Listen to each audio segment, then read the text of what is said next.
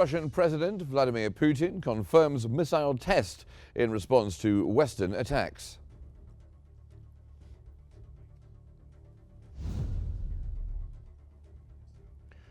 Ukraine bolsters air defenses after Russian missile strike on Dnipro.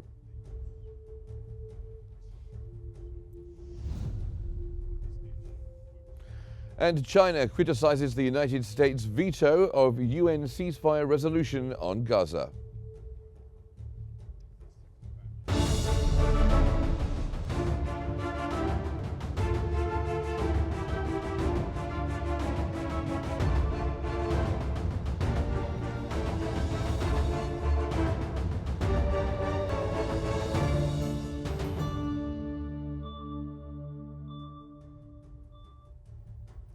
Good evening, everyone, and thanks for being here with us on Q News. We begin today's bulletin with the latest developments in Russia and Ukraine.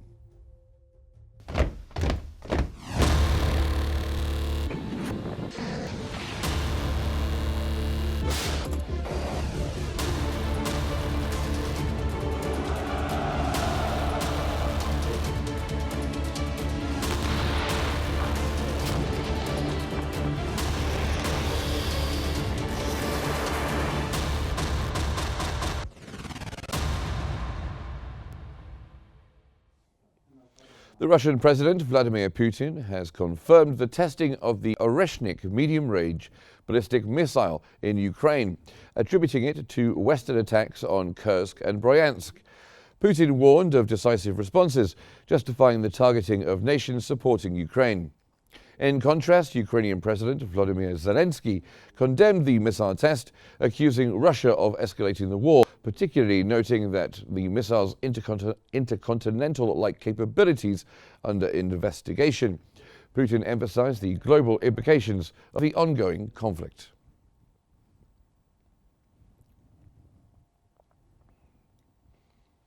The governor of Russia's Kursk region has announced the return of 46 civilian residents, including 12 children held by Ukraine.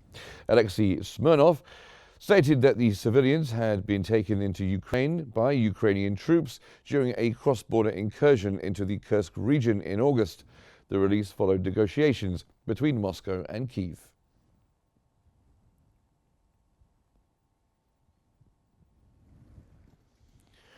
The Ukrainian Defense Minister, Rustem Umerov, has announced that his government is enhancing air defense capabilities in response to Russia's ballistic missile attack on the city of Dnipro. Speaking at a joint media briefing with Swedish Defense Minister Paul Johnson in Stockholm, Umerov emphasized Ukraine's commitment to bolstering its defenses. Johnson reiterated Sweden's unwavering support for Ukraine despite the latest Russian assault.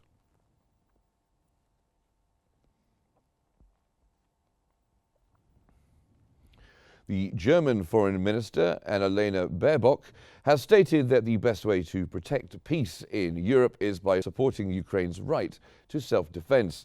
She was responding to questions about Germany reconsidering its stance on allowing Ukraine to use German missiles, following Russia's use of newly developed missiles to strike Ukrainian targets.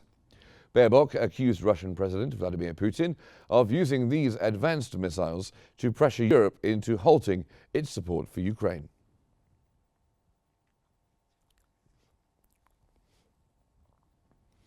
Meanwhile, the Kremlin has condemned new U.S. sanctions on Russia's Gazprom bank, calling them an attempt to hinder Russian gas exports. The sanctions prevent Gazprom Bank from processing energy-related transactions involving the U.S. financial system, ban trade with Americans, and freeze its U.S. assets. The Kremlin also stated that it would work to find a solution to the measures.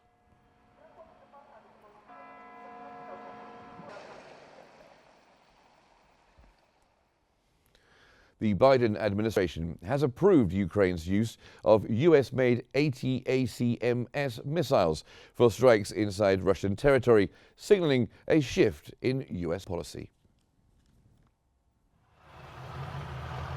The Biden administration has approved Ukraine's use of US-made Army tactical missile systems, known as ATACMS, for strikes inside Russian territory, making a significant shift in U.S. policy. The first reported use of these missiles, authorized by President Joe Biden 2 days prior, comes amid escalating tensions and strategic recalibrations in the ongoing war. For months, Biden has resisted Ukraine's requests for long-range weapons, citing fears of provoking a wider conflict. However, reports of North Korea deploying thousands of soldiers to support Russia prompt reassessment. The presence of these troops in Russia's Kursk region, combined with Moscow's intensified aerial assaults on Ukraine's infrastructure, shifted the administration's stance. ATCMS missiles, with range of up to 300 kilometers, offer Ukraine the ability to strike deep into Russian territory. However, the limited supply of these missiles and their high cost suggest their impact may be more symbolic than transformative. Ukraine's increasing reliance on domestically produced drones, supported by U.S. funding, has already demonstrated the ability to disrupt Russian operations.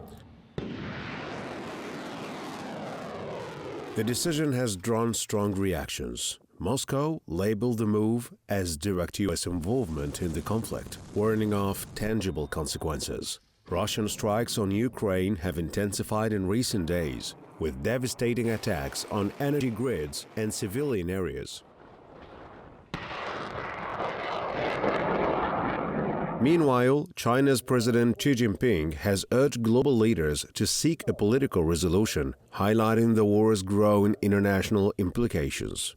As Biden's decision underscores U.S. support for Ukraine, questions remain about its long-term effect on the battlefield and the potential for a broader escalation. Now, for more on this, we go across to the newsroom where Mona is waiting for us. Mona. Thank you so much, Mark. And for further analysis of the conflict between Russia and Ukraine, joined from Beirut by the military and strategic expert Brigadier General Akram Saria.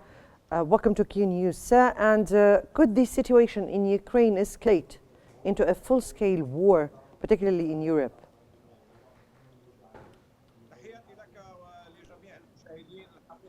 Viewers, and actually, yes, the insistence of the West to defeat Russia and allowing long-range missiles that can get into the depth of Russia is putting Europe close to a third world war, because Russia is not going to accept any kind of breach of these red lines.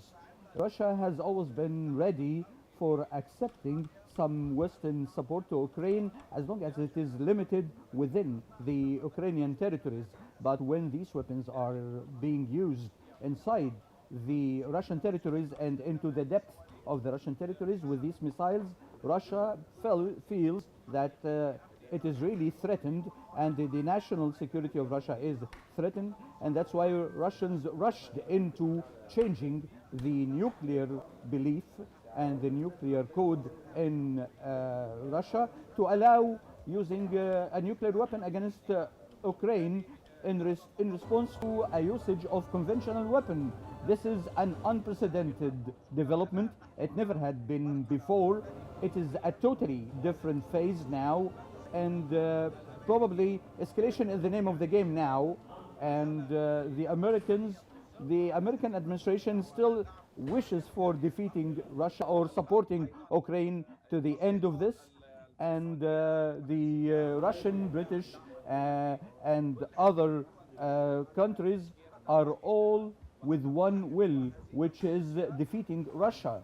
And using these missiles to attack the depth of Russia is responded to by the Russian usage of new types of weapons, and the message has been clear by using that Oreshnik missile, which is one of the most lethal missiles, and it is one of the most important incidents of this war ever.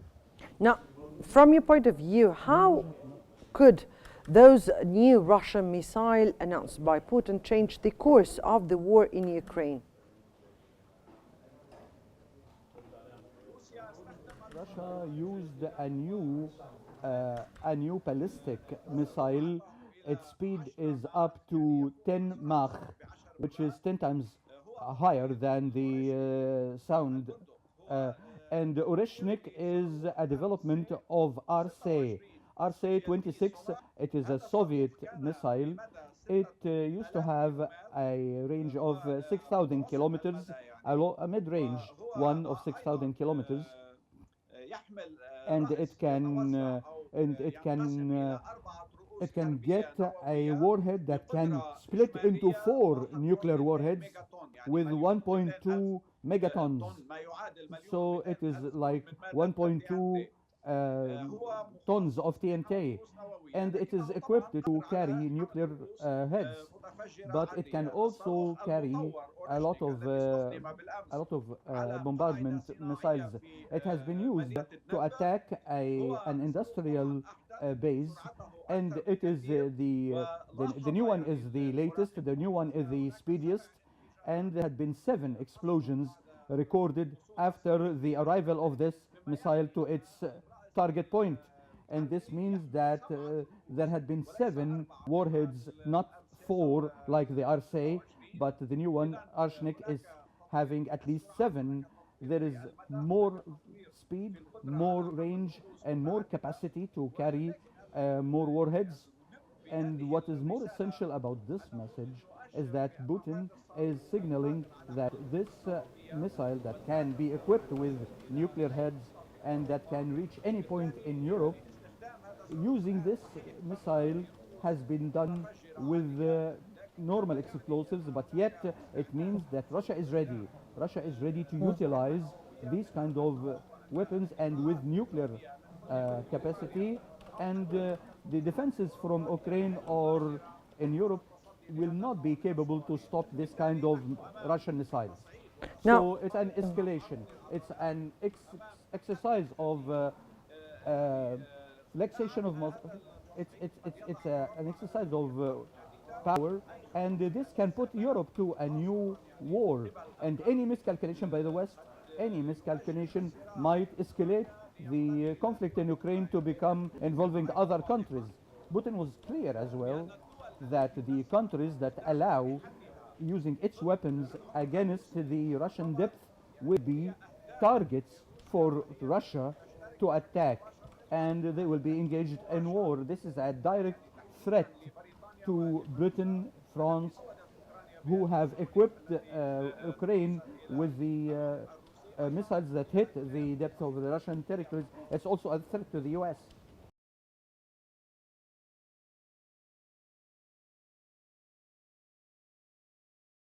With nuclear weapons.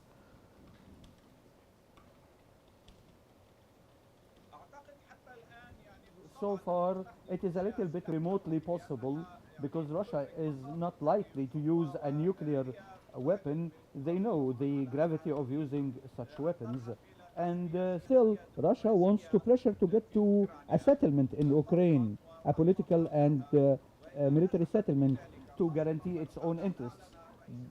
After the American President-elect Trump says he wants to end this war, Russia believes that there might be a possibility for peace in Ukraine and stop the war.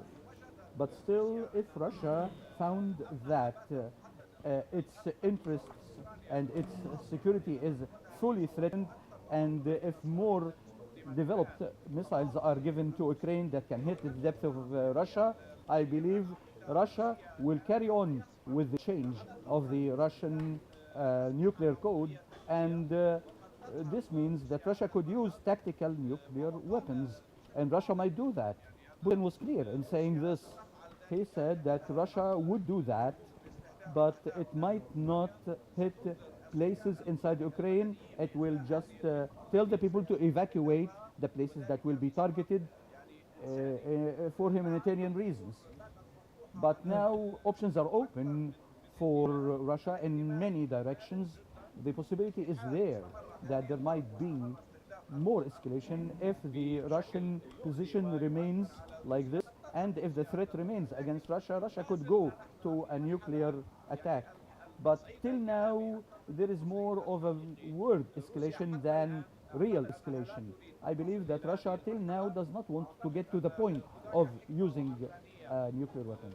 There is more wisdom to some extent that you can count on so as things wouldn't go out of control, because the usage of the nuclear weapon will be affecting not only Ukraine and Russia, it will be affected by all the world. The nuclear clouds will be up 12,000 kilometers in the air, and you don't know where it will head and where.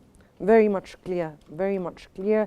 That was military and strategic expert Brigadier General Akram Saria. Thank you so much for your strategic insights, and back to you, Mark. Thank you very much, Mona. It's worrying times in the Russia and Ukraine conflict. Now let's get the latest developments in Gaza.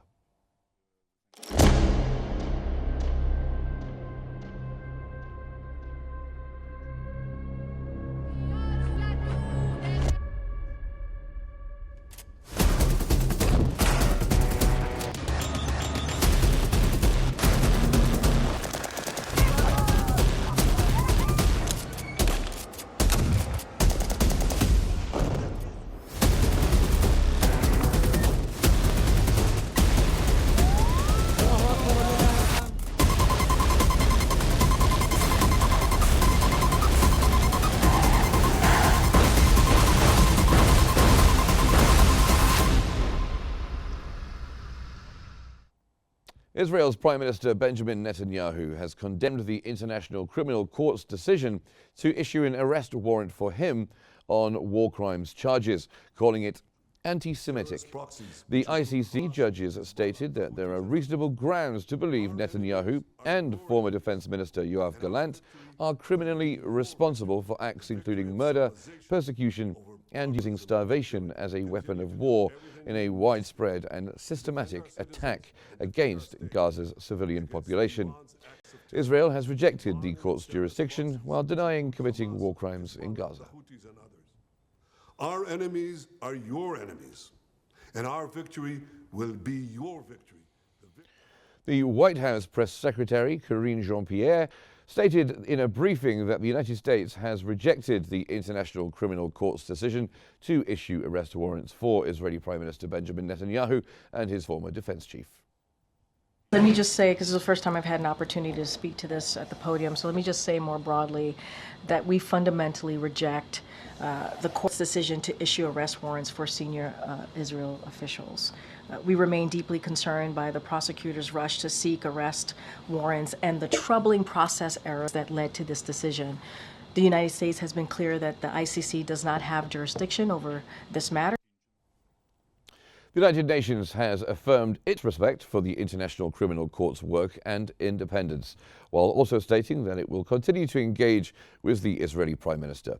UN spokesperson Stefan Dujarric emphasized the importance of the court speaking to those involved in the conflict. He added that such communications, especially by senior UN officials, may be necessary to address critical issues, including security and the court's ability to carry out its mandates. The guidelines also clearly recognize. Meanwhile, the German government spokesperson, Stefan Hebestreit, has announced that Germany will carefully review the International Criminal Court's arrest warrants for Israeli Prime Minister Netanyahu and his former defense chief. However, he noted that no further action would be taken until a visit to Germany is planned. Hebestreit declined to specify the nature of the review or whether Netanyahu would be welcome in Germany.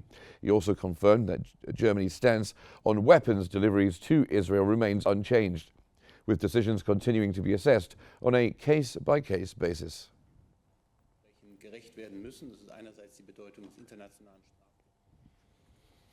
So the International Criminal Court has issued arrest warrants for Israeli Prime Minister Benjamin Netanyahu and Yoav Gallant, the defense minister, accusing them of war crimes in Gaza. Here's our special report.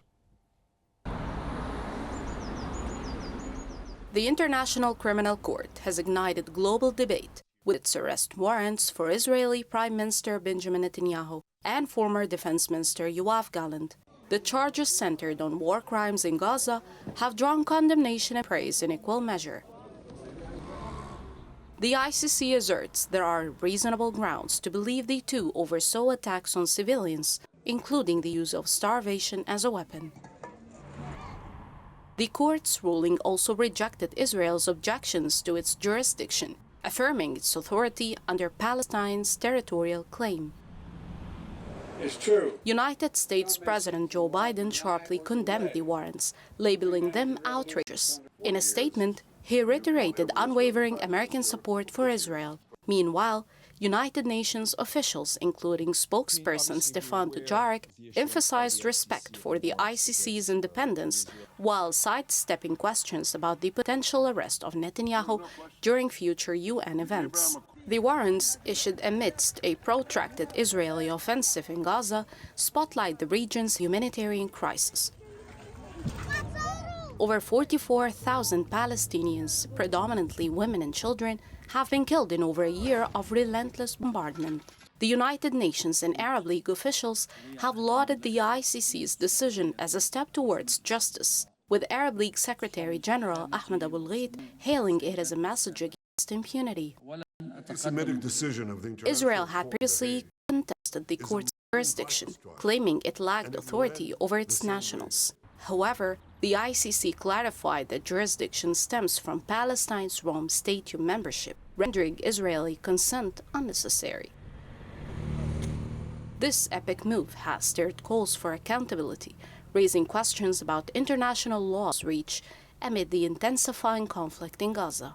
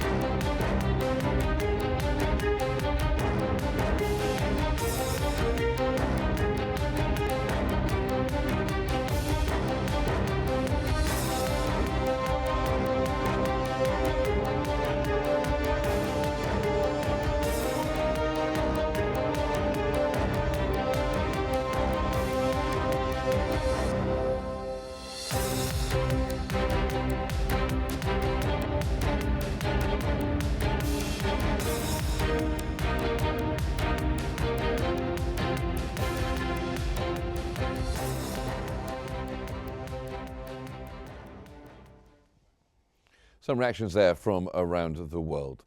Meanwhile, the UN Humanitarian Office has reported that 2024 has become the deadliest year for aid workers since records began, with most casualties linked to the war in Gaza. Data from the Aid Worker Security Database shows 281 victims so far this year, surpassing the previous record of 280 in 2023. Of these, 178 were killed in Gaza and the occupied Palestinian territories, with 333 deaths recorded since the war on Gaza erupted on October the 7th.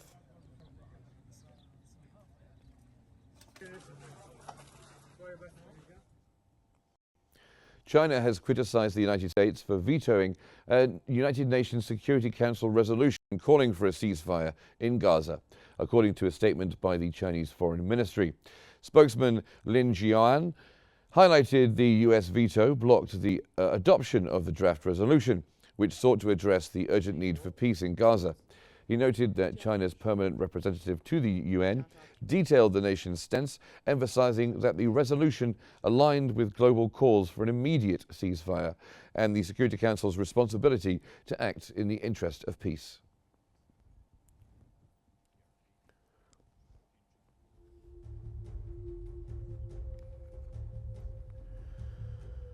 And that brings us to the end of our news bulletin, but there's just time to have a quick recap of the latest headlines. Russian President Vladimir Putin confirms missile test in response to Western attacks.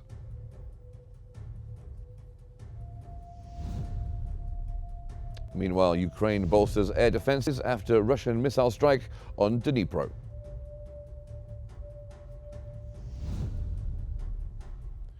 And China criticizes the United States' veto of UN ceasefire resolution on Gaza. And that's this evening's Bulletin. Thank you very much for watching. Don't forget to follow us on YouTube, Facebook, X, Instagram, and TikTok at Qnews EGY. That's our handle. Thanks for watching and have a lovely evening.